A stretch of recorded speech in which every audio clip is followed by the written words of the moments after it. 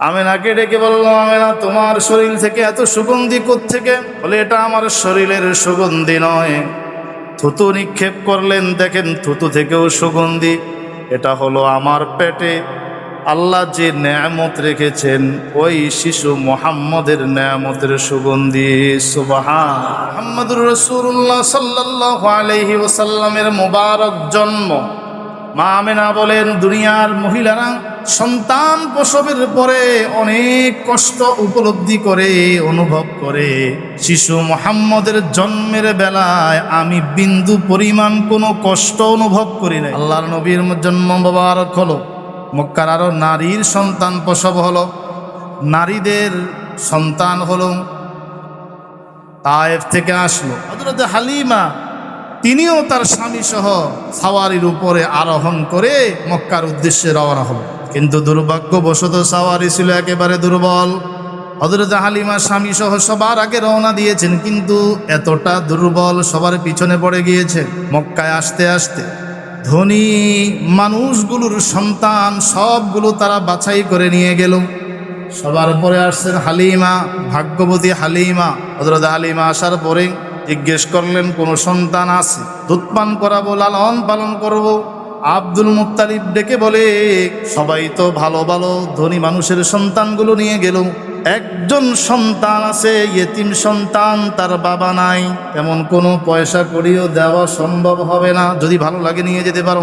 আল্লাহু আকবার। হযরত হালিমা মনে মনে ভাবলো, স্বামীর সঙ্গে পরামর্শ করলো, টাকা নাইলে নাই পাইলাম, কিন্তু দেখতেও যদি ভালো লাগে তাহলেও তাকে নিয়ে যাব। কিন্তু হযরতে হালিমা যেই মাত্র শিশু মুহাম্মদকে কোলে উঠাইছেন, মনে হচ্ছে আকাশের পূর্ণিমার চাঁদ আমার কোলে ধরনা দিয়েছে। এক মহিলা ডেকে বলে, হালিমা তুমি কি সাওয়ারি পরিবর্তন করেছ? যাওয়ার সময় দেখলাম একেবারে দুর্বল, হাঁটতে পারে না, চলতে পারে না, সবার পিছনে তুমি পড়ে গেলা। হযরত হালিমা বলেন, সাওয়ারি পরিবর্তন করি নাই, তবে সাওয়ারির উপরে আরোহী ব্যক্তি পরিবর্তন হয়েছে। সুবহানাল্লাহ। বাড়িতে নেওয়ার পরে বকরিগুলোর আগের অবস্থা ছিল একেবারে জীর্ণ শীর্ণ, দুর্বল, স্তনের মাঝে কোনো দুধ নাই। কিন্তু যেই মাত্র মুহাম্মদুর রাসূলুল্লাহ শিশু মুহাম্মদ হালিমার বাড়িতে ঢুকলো, আল্লাহর আসমানি বরকত নাজিল হতে শুরু করে দেয়। আশপাশের প্রতিবেশীরা এসে বলে, হালিমা তুমি কোন মাঠে বকরিগুলো চড়াইতে যাও, পাঠাও আমাদেরকে, আমাদের বকরিগুলো সেখানে নিয়ে যাব, কারণ তোমার বকরিগুলো মোটা তাজা হয়ে যাচ্ছে দিন দিন, দুধও বেশি, কিন্তু আমরা এত খাওয়াই কিন্তু তেমন কোনো দুধ দেখি না, স্বাস্থ্য তেমন ভালো না। দেখা যায় একই মাঠে চড়ে একই ঘাস খায়, কিন্তু হালিমার বকরিগুলোর স্বাস্থ্য অনেক ভালো হয়ে গেল, স্তনে দুধ ভরপুর। মুহাম্মদুর রাসূলুল্লাহ সাল্লাল্লাহু আলাইহি ওয়াসাল্লামের বরকত। ওয়া আহসানু মিনকা লাম তারা কাত্তু আইনি ওয়া আজমালু মিনকা লাম তালিদিন নিসাউ ওয়া আহসানু মিনকা লাম তারা কাত্তু আইনি ওয়া আজমালু মিনকা লাম তালিদিন নিসাউ খুলিকতা মুবাররাআম মিন কুল্লি আইবিন ফাকাআন্নাকা খুলিকতা কামা তাশাউ ফাকাআন্নাকা খুলিকতা কামা তাশাউ। হযরত সাহাবী হাসান বিন সাবিত বলেন, ওয়া আহসানু মিনকা লাম তারা কাত্তু আইনি, আপনার থেকে অধিক সৌন্দর্য কোনো মানুষ আমি আমার এই চক্ষু আর জীবনে কাউকে দেখে নাই। সুবহানাল্লাহ। ওয়া আজমালু মিনকা লাম তালিদিন নিসাউ, দুনিয়ার কোনো নারী এত সুন্দর চমৎকার সন্তান আর জন্ম দেয় না। সারে দুনিয়া তো কিয়া मैं मिसले तू देखा नहीं, तेरी मानंद खूबसूरत चाँद भी होता नहीं, चाँद से तशबीह देना ये कोई इंसाफ है, चाँद में तो दाग है, मदनी का चेहरा साफ है। নবী বলেন সারা পৃথিবী আমি ভ্রমণ করে দেখলাম, নবীজির চেহারার মতো এত চমৎকার সুন্দর চেহারাওয়ালা আমি আর কাউকে দেখি নাই। দুনিয়ার মানুষ নবীজির চেহারাকে যদি আকাশের পূর্ণিমার চাঁদের সঙ্গে তুলনা করো, নিশ্চয়ই সেটা বেইনসাফি হবে। কারণ পূর্ণিমার চাঁদের দিকে নজর করে তাকায় দেখো দাগ আছে, নবীজির চেহারায় নজর করে তাকায় দেখো বিন্দু পরিমাণ কোনো দাগ নাই। সুবহানাল্লাহ। এক সাহাবী পূর্ণিমার চাঁদে 14 তারিখের পূর্ণিমার চাঁদের নবীজির সঙ্গে সাক্ষাতে এসেছেন। এসে একবার আকাশের পূর্ণিমার চাঁদের দিকে তাকায়, আবার আরবের পূর্ণিমার চাঁদ মুহাম্মদুর রাসূলুল্লাহর চেহারার দিকে তাকায়। সাহাবী বলে আমি ভাবলাম কোন চাঁদের আলোটা বেশি সুন্দর, আকাশের আসমানের চাঁদের দিকে তাকাই, সেটাও আমি কিছুক্ষণ চিন্তা ভাবনা করি। আবার মক্কার আরবের চাঁদের দিকে তাকাই, একটু চিন্তা ভাবনা করি। আমার দিল সাক্ষী দিচ্ছে ওই পূর্ণিমার চাঁদের চাইতেও আমার নবীর চেহারা নামক চাঁদের আলো আরো অনেক বেশি। আম্মা জান আয়েশা বলেন লাউ আহিয়া সুলাইখা লাউ রাআইনা জাবিনাহু লা আসারনা বিকাতইল কুলুবি আলাল ইয়াদি। ইউসুফ আলাইহিস সালামকে দেখেছে জুলাইখার বান্ধবীরা, তারা দেখে ফল কাটার হুকুম পেয়ে ফল কাটতে গিয়ে হাত কেটে ফেলেছে। আর ওরা যদি আমার নবীর চেহারাকে দেখতো তারা কলিজা দিয়ে দিত, কলিজা কেটে ফেলতো। আল্লাহু আকবার। ইহুদিরা পরামর্শ করে তাদের একজন আলেম আব্দুল্লাহ ইবনে সালামকে পাঠাইছে, যাও মুহাম্মদকে গিয়ে কিছু প্রশ্ন করে আসো, মুহাম্মদকে কিছু সওয়াল করো। আব্দুল্লাহ ইবনে সালাম ইহুদিদের লিডার, তাওরাত কিতাবের আলেম, এসে কোনো সওয়াল করে না। কিছুক্ষণ নবীজির চেহারার দিকে তাকায়া সামনে হাত প্রসারিত করে বলে আমাকে কালিমা পড়ে মুসলমান বানায় দেন। মুসলমান হয়ে ইহুদিদের কাছে ফিরে গেল। ইহুদিরা বলতেছে তোমাকে পাঠাইলাম মুহাম্মদকে কিছু প্রশ্ন করার জন্য, তাকে কিছু আটকাবে, প্রশ্ন করবে। প্রশ্ন কত করলা না, পাল্টা আমাদের নাক মুখ কেটে দিলা, কালিমা পড়ে মুসলমান হয়ে গেলা। আব্দুল্লাহ ইবনে সালাম বলে যাও তার সামনে যাও, চেহারার দিকে তাকাও। মুহাম্মদের চেহারার দিকে তাকাইলে মনে হয় না যে এটা কোনো মিথ্যাবাদীর চেহারা। নিঃসন্দেহে তার চেহারা প্রমাণ করে তিনি সত্যবাদী, তার দাবি সত্য। লা ইলাহা ইল্লাল্লাহু মুহাম্মাদুর রাসূলুল্লাহ। এতটা সৌন্দর্যতা দিয়ে আল্লাহ নবীকে বানাইলেন আমেনা বলে। ও মক্কার মানুষ, অনেক মানুষ আমি মক্কার জমিনে দেখেছি, কিন্তু আমার সন্তান মুহাম্মদের মতো এত চমৎকার সুন্দর চেহারাওয়ালার কাউকে দেখি নাই।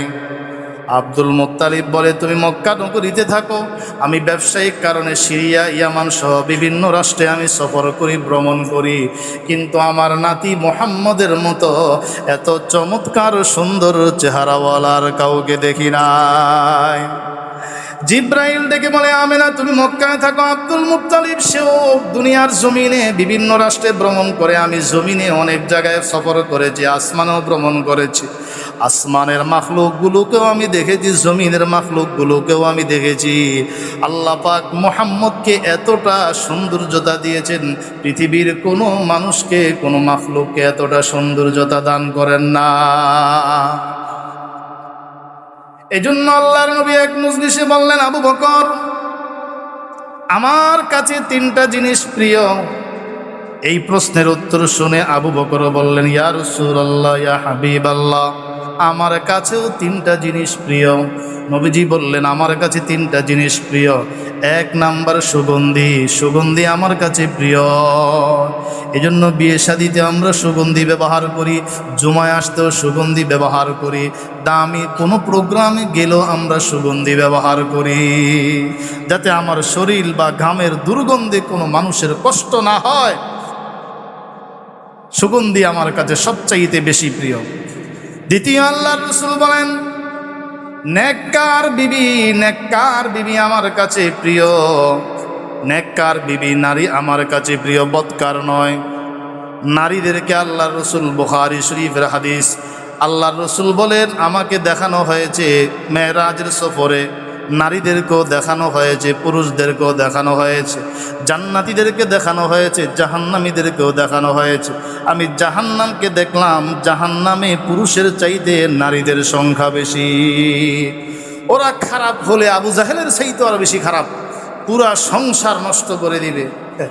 আর আমাদের কিছু ভাইয়েরা একাধিক বিয়ে শাদী করে যেই বিপদে আছে, নারীর ধাক্কা এখন বুঝতেছে নারী কাকে বলে, কান ধরা তওবা করতেছে আর জীবনে একাধিক বিয়ে করব।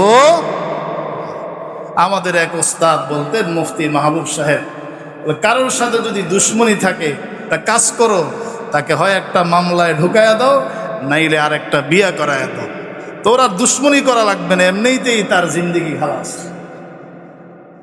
3 নাম্বার নবীজি বলেন, আমার কাছে সবচেয়ে প্রিয় হলো নামাজ। ওরাতো আইনি ফিস সালাহ, আমার চোখের ঠান্ডক শীতলতা হচ্ছে নামাজ। আমি নামাজে শান্তি পাই, আমি নামাজে মজা পাই, আরাম পাই। নবীজির এই 3টা প্রিয় বস্তুর কথা শুনে হযরত আবু বকরও বলেন, ইয়া রাসূলুল্লাহ, আমার কাছে 3টা জিনিস প্রিয়। নাম্বার 1, আপনার চেহারার দিকে তাকায় থাকে। আরো জোরে বলেন, জোরে বলেন। আপনার চেহারার দিকে তাকায় থাকা আমার কাছে সব কিছুর চাইতে প্রিয়। সাহাবায়ে কেরাম অনেকেই নবীজিকে দেখার জন্যই শুধু মজলিসে আসতেন। এক সাহাবী এসে চুপচাপ বসে থাকে, কেউ কিছু জিজ্ঞেস করে না। নবীজি জিজ্ঞেস করলেন, সবাই তো কম বেশি প্রশ্ন করে, তুমি তো কিছু প্রশ্ন করো না। বলে, হুজুর, আমি আসি শুধু আপনার চেহারা মুবারক দেখার জন্য। সুবহানাল্লাহ। কিন্তু সাহাবী এমন ছিল যে ফজরের সময়, তাহাজ্জুদের সময় এসে নবীজির দরজার সামনে দাঁড়ায় থাকতো, যেন আমার সকালের সূচনাটাই হয় নবীজির চেহারার দিদার দ্বারা। সুবহানাল্লাহ। ওয়া মা আরসালনাকা ইল্লা রাহমাতাল লিল আলামিন, আমি আপনাকে পৃথিবীর জন্য রহমত হিসাবে প্রেরণ করেছি। মানুষের জন্য রহমত, জিন জাতির জন্য রহমত, পশু পাখির জন্য রহমত, হায়াওয়ান জানোয়ারের জন্য রহমত, ফেরেশতাদের জন্য রহমত, জমিনের জন্য রহমত, আসমানের জন্য রহমত, গোটা পৃথিবীবাসীর জন্য রহমত। ওয়া মা আরসালনাকা ইল্লা রাহমাতাল লিল আলামিন। মূলত ইব্রাহিম আলাইহিস সালাম আল্লাহর দরবারে বেশ কিছু দোয়া করেছেন। দোয়ার মাঝে একটা দোয়া ছিল এটা, রব্বানা ওয়াবআস ফীহিম রাসূলাম মিনহুম ইয়াতলু আলাইহিম আয়াতিক ওয়া ইউআল্লিমুহুমুল কিতাবা ওয়াল হিকমাতা ওয়া ইউযাক্কিহিম। আয় আল্লাহ, আপনি আমার উম্মতের মাঝে এমন একজন মহামানব প্রেরণ করেন, ইয়াতলু আলাইহিম আয়াতিক, আপনার আয়াতগুলো তেলাওয়াত করে শোনাইবে, ওয়া ইউআল্লিমুহুমুল কিতাব, কোরআন শিক্ষা দিবে, ওয়াল হিকমাতা, হিকমত শিক্ষা দিবে, ব্যাখ্যা শিক্ষা দিবে, মাসআলা শিক্ষা দিবে, ওয়া ইউযাক্কিহিম, এবং তাদের আত্মা পরিশুদ্ধ করবে। সমস্ত মুহাদ্দিসিন এবং মুফাসসিরিন ঐক্যমত যে এই দোয়া আল্লাহ কবুল করেছেন আমাদের নেতা, আমাদের সরদার, আমাদের নবী, নবীদের ইমাম রহমাতুল্লিল আলামিন, আখেরি নবী মুহাম্মদুর রাসূলুল্লাহ সাল্লাল্লাহু আলাইহি ওয়াসাল্লামকে প্রেরণ করে আল্লাহ তাআলা ইব্রাহিম আলাইহিস সালামের এই দোয়া কবুল করেছেন। সুবহানাল্লাহ। ইব্রাহিম আলাইহিস সালামের দোয়া কবুল, আল্লাহর একজন মকবুল নবী, আল্লাহর বন্ধু ইব্রাহিম খলিলুল্লাহর দোয়া আল্লাহ তাআলা কবুল করেছেন। আল্লাহর রসুলকে আল্লাহ তাআলা দুনিয়ায় পাঠাবেন। নবীজির বাবার নাম আব্দুল্লাহ, মায়ের নাম আমেনা। গর্ভে আসার 6 মাসের মাথা 6 মাসের মাথায় বাবা আব্দুল্লাহর ইন্তেকাল হয়ে যায়। হযরত আমেনা বলেন, শিশু মুহাম্মদ যখন আমার গর্ভে, তখন আমার অবস্থা ছিল ব্যতিক্রম। অন্যান্য নারীর গর্ভে সন্তান আসলে যেমন অস্থিরতা, এমন কোনো অস্থিরতা আমার মাঝে ছিল না। এবং আমার দেহ থেকে সুগন্ধি ছড়াইত। মক্কার মানুষ বিধবা নারীর জন্য সুগন্ধি ব্যবহার করা নিষেধ করত। আব্দুল মুত্তালিবকে ডেকে বলতো, তোমার পুত্রবধূ আমেনা রাস্তায় বের হয়, বাড়ির জরুরি কাজে কূপ থেকে পানি আনতে যায়, ঘর থেকে বের হয়, তার শরীর থেকে এমন সুগন্ধি কেন ছড়ায়? এই সুগন্ধি তো মক্কার কোনো জমিনের সুগন্ধি নয়। সুবহানাল্লাহ। আব্দুল মুত্তালিব তার বিবিকে সাথে পরামর্শ করে, পুত্রবধূর ব্যাপারে সবাই আমাকে প্রশ্ন করে, তুমি একটু তাকে জিজ্ঞেস করো এই সুগন্ধি কোত্থেকে আসে। বিবি বলতেছেন, আব্দুল মুত্তালিব, তোমার অন্তরে যেমন প্রশ্ন, মানুষের অন্তরে যেমন প্রশ্ন, আমার অন্তরেও তেমন প্রশ্ন। আমি যখন গোসলখানায় ঢুকি, সে বের হয়, তখন আমি দেখি পুরা গোসলখানা সুগন্ধি ভরপুর। সুবহানাল্লাহ। এই সন্তান গর্ভে আসার পরে আমাকে ঘরের প্রতিটি বালুকোনা সালাম করে। আমি যখন ঘর থেকে বের হই, আকাশের মেঘ এসে আমাকে ছায়া দেয়। সন্তান মুহাম্মদ গর্ভে আমি যখন জমজম কূপ থেকে পানি আনতে যাই, তখন কূপের নিচে গভীরে থাকা পানিগুলো আপনা আপনা উপরে উঠে যায়। কূপের পানি উঠানোর জন্য আগে বালতি ফেলতে হতো, এখন কোনো বালতি ফেলা লাগে না। আমার বান্ধবীরা ডেকে বলে, আমেনা, তুমি যখন পানি আনতে যাবে আমাদেরকে সঙ্গে নিয়ে যাবে, তোমার কষ্ট করা লাগবে না, তোমার পানিগুলো বাড়ির ভিতরে আমরা পৌঁছায় দিব। তুমি যখন পানি আনার জন্য যাও, কূপের তলার পানি উপরে উঠে যায়। শিশু মুহাম্মদ এখনো মা আমেনার গর্ভে। হযরতে আমেনা ঘর থেকে বের হলে মেঘ ছায়া দিত। হযরতে আমেনা বলেন, মুহাম্মদ আমার গর্ভে সন্তান থাকলে মহিলারা অনেক কষ্ট, বেচাইনি, অস্থিরতা উপলব্ধি করে। এমন কোন অস্থিরতা, কষ্ট আমি আমেনা এক মুহূর্তের জন্য উপলব্ধি করি নাই। সুবহানাল্লাহ। মুহাম্মাদুর রাসূলুল্লাহ সাল্লাল্লাহু আলাইহি ওয়াসাল্লাম মা আমেনার গর্ভে 6 মাসের মাথায় বাবার বিদায়।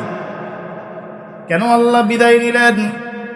সাধারণত সন্তান থেকে যখন বুদ্ধিমত্তা পরিচয়ে অনেক কিছু অলৌকিক বিষয়ে দেখা যায়, তখন বলে তার বাবা ভালো ছিল, বাবা শিখাইয়া দিয়েছে। আল্লাহ চান আল্লাহর নিজ কুদরতি ইশারায় মুহাম্মাদুর রাসূলুল্লাহকে আল্লাহ লালন পালন করবেন। কেউ যেন বলতে না পারে যে বাবা শিখাইয়া দিয়েছেন। আল্লাহ নিজ কুদরতিভাবে বাবা ছাড়া মুহাম্মাদুর রাসূলুল্লাহকে শৈশবকাল থেকে লালন পালন করতে চান। সুবহানাল্লাহ, আল্লাহু আকবার। মুহাম্মাদুর রাসূলুল্লাহ সাল্লাল্লাহু আলাইহি ওয়াসাল্লামের জন্ম আর আমাদের জন্ম পার্থক্য আছে না নাই? জোরে বলেন, পার্থক্য আছে না নাই? কেমন ছিল নবীজির জন্ম? আল্লাহর নবী দুনিয়ায় জন্মগ্রহণ করেছেন। কাবা শরীফের মাঝে 360টা মূর্তি লাগানো ছিল। প্রত্যেকটা মূর্তি নবীজির জন্মের সঙ্গে সঙ্গে সেজদায় পড়ে গিয়েছে। আল্লাহর রসুল জন্মের পরে নিজেও সেজদায় পড়ে গেলেন। আল্লাহর রসুল জন্মের পরে শুকর আদায় করলেন।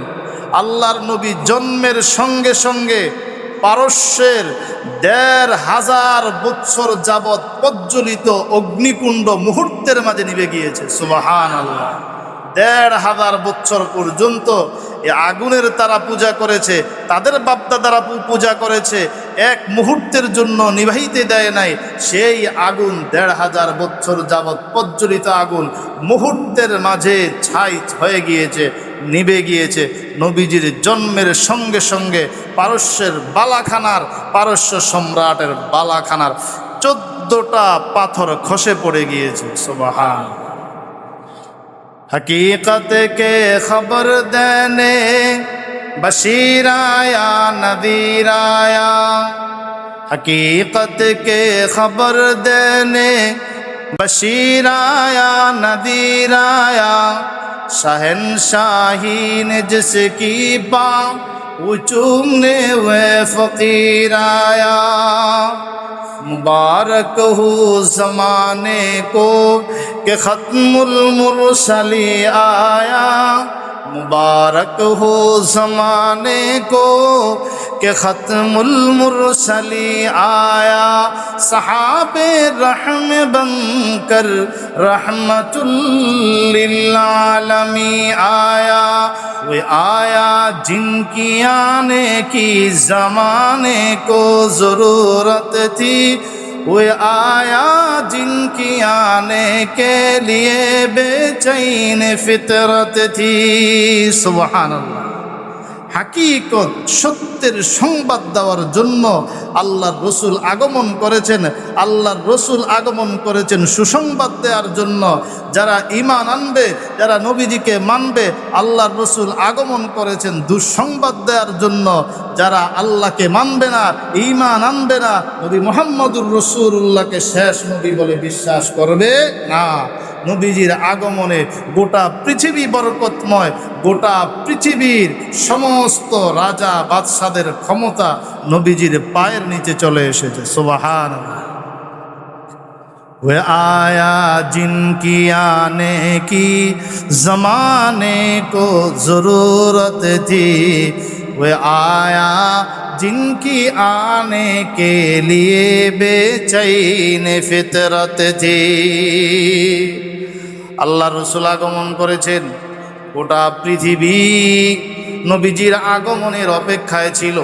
গোটা পৃথিবী ছিল অন্ধকারে নিমজ্জিত, কুফুরির অন্ধকারে, শিরিকের অন্ধকারে নিমজ্জিত ছিল।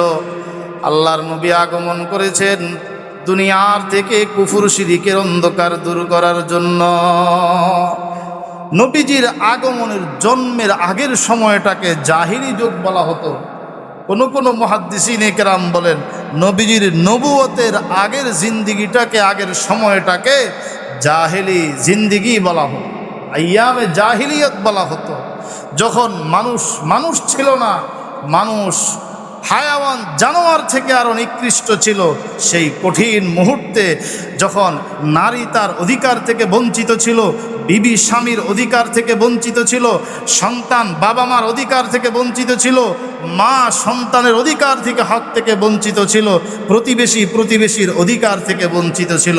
সেই অন্ধকার মুহূর্তে আল্লাহ পাক রব্বুল আলামিন নবী মুহাম্মদ রাসূলুল্লাহ সাল্লাল্লাহু আলাইহি ওয়াসাল্লামের আগমন ঘটাইছে। নবীজির জন্মের সুসংবাদ দিয়েছে আবুল আহাবকে। আবুল আহাবের এক বাদী, সঙ্গে সঙ্গে খুশি হয়ে আবুল আহাব ওই বাদীটাকে আজাদ করে দিয়েছে। সুবহানাল্লাহ। हकीकत के खबर देने बशीर आया नज़ीर आया, हकीकत के खबर देने बशीर आया नज़ीर आया, शहंशाही ने जिसकी पा वो चूमने हुए फ़कीर आया। मुबारक हो ज़माने को कि ख़त्मुल मुरसली आया, मुबारक हो ज़माने को कि ख़त्मुल मुरसली आया, सहाबे रहम बनकर रहम रहमतुल लिल आलमीन आया वो आया जिनकी आने की ज़माने को ज़रूरत थी वो आया जिनकी आने की ज़माने को ज़रूरत थी वो आया जिनकी आने के लिए बेचैन फितरत थी। মক্কার আদত ছিল কোনো সন্তান যখন জন্ম লাভ করবে তখন তাকে গ্রামের পরিবেশে পাঠানো, এখন ওখান থেকে কিছু জিনিস শিখে এবং ধাত্রীরা আসতো গ্রাম থেকে তাদেরকে দুধ পান করানো জন্য লালন পালন করার জন্য নিয়ে যেত, কয়েক বছর তাদের লালন পালন করত। একদিন হালিমার মেয়েটা মাকে ডেকে বলে, মা আমাদের সঙ্গে আমাদের ভাইকেও দিয়ে দাও। বলে না, একদিন নিলা বারবার আর নিও না, তার কষ্ট হবে। বলে না, আমি তাকে সব সময় কোলে রাখবো। তুমি কি বকরি সামলাবে নাকি সন্তানটাকে তুমি সামলাবে? পারবে না খেদমত করতে? বলে না, আমি পারবো। কারণ কি এত পিড়াপিড়ি করতেছ? কারণ হলো আমি যখন আমার ভাইকে নিয়ে মাঠে যাই ওই দিন বকরিগুলো তাড়াতাড়ি ঘাস খেয়ে চলে আসে। বকরিগুলো তাড়াতাড়ি ঘাস খায়, ওরা ঘাস খাইতে যায়, আমি কোলে নিয়ে আমার ভাইয়ের চেহারার দিকে তাকায় থাকি। একটু পরে নজর করে দেখি বকরিগুলো তাড়াতাড়ি ঘাস খেয়ে এসে তারাও আমার ভাইয়ের চেহারার দিকে তাকায় থাকে। সুবহানাল্লাহ। আল্লাহর রসুলকে আল্লাহ সৃষ্টির সেরা সৌন্দর্যতা দিয়ে আল্লাহ তাআলা সৃষ্টি করেছেন। ওয়াদ-দুহা, নবীজির চেহারা মুবারকের কসম। এক তাফসীর অনুযায়ী দোহা অর্থ হলো ওয়াজহুন নবী সাল্লাল্লাহু আলাইহি ওয়াসাল্লাম, নবীজির চেহারা মুবারক। পৃথিবীর শ্রেষ্ঠ সৌন্দর্যতা দিয়ে আল্লাহ তাআলা নবীজিকে সৃষ্টি করেছেন। ওয়া আহসানু মিনকা লাম তারা কাত্তু আইনি ওয়া আজমালু মিনকা লাম তালিদিন নিসাউ খুলিকতা মুবাররাআম মিন কুল্লি আইবিন ফাকাআন্নাকা খুলিকতা কামা তাশাউ। আবু বকর বলেন, ইয়া রাসূলুল্লাহ, ইয়া হাবিবাল্লাহ, আমার কাছেও তিনটা জিনিস প্রিয়। এক নাম্বার আপনার চেহারা মুবারকের দিকে তাকায় থাকা, দুই নাম্বার আমার সমস্ত সম্পদ আপনার জন্য খরচ করা, তিন নাম্বার আমার মেয়ে আপনার বিবাহে থাকা। এটা আমার দিলের তামান্না। আল্লাহর রসুলের মুবারক আগমন, জন্ম এই রবিউল আউয়াল মাসে হয়েছে। এই জন্য মন চায় নবীজির জীবনী নিয়ে আমরা কিছু আলোচনা করি, আলোচনা শুনি। নবীজির জন্ম দিয়ে আজকের আলোচনা শুরু হলো। আজকের আলোচনা নবীজির জন্ম মুবারক এবং নবীজির চেহারা মুবারক। আল্লাহ তাআলা আল্লাহর রসুলের প্রকৃত ইশক, মোহাব্বত, ভালোবাসা আমাদের প্রত্যেকের অন্তরে নসিব করেন। সকলে বলি আমিন। ওয়া আখিরু দাওয়ানা আলহামদুলিল্লাহি রাব্বিল আলামিন।